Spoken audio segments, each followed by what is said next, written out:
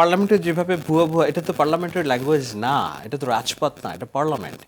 পার্লামেন্টে আপনি একজন সংসদ সদস্য ভুয়া ভুয়া বক্তব্য দিচ্ছে, আপনি রাজপথের মতো করে ভুয়া ভুয়া করবেন। আচ্ছা কি হোয়াট ইফ যদি তারা বলে এই রাজাকারের বাচ্চা তুই চুপ, তাহলে কি আমরা গন্ডগোল হবে, মারামারি হবে? সেটা কি আমরা চাই কি না?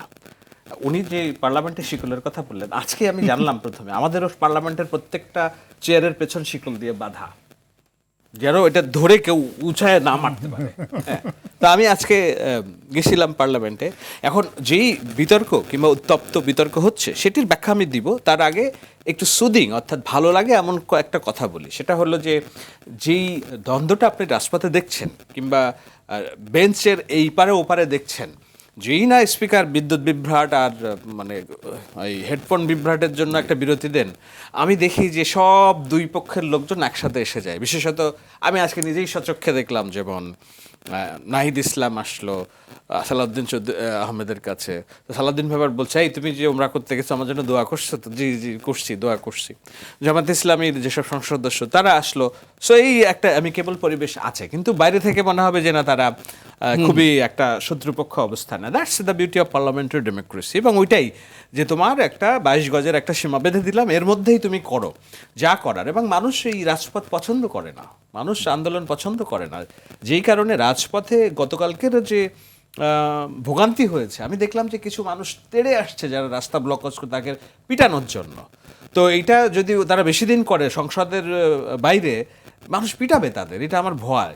আর আরেকটা ব্যাপারে আমি ব্যাখ্যা দিই, আমি তো বললাম যে এটা ভালো লাগবে শুনে, যে যেই বিতর্ক কিংবা বিভেদ আপনি দেখছেন বাইরে, এটি পার্লামেন্টের ভিতরে নেই অতটা।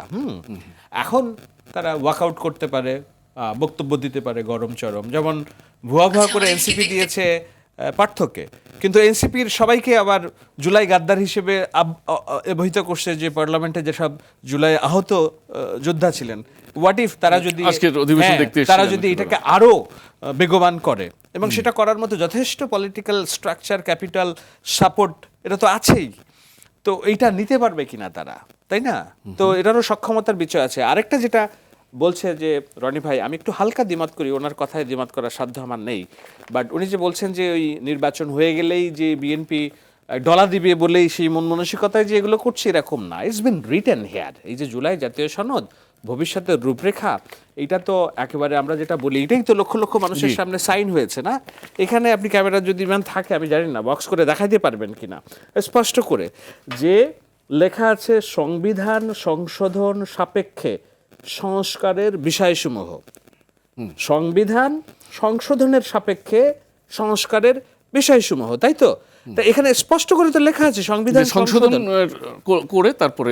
তো আপনি জুলাই সনদ নিয়ে এত মায়া কান্না কাটছেন, কিন্তু জুলাই সনদের প্রথমে যে শব্দটা লেখা আছে সংবিধান সংশোধন সাপেক্ষে, পড়ছেন না বা দেখছেন না কেন? তো এখন তো বিএনপি এটাই বলছে, সংবিধান সংশোধন কমিটি আমরা করে দেই, দেন আমরা আলোচনা করি। ওনারা out of the blue, no আমরা সংশোধন হবে না, আমাদের সংবিধান সংস্কার করতে হবে।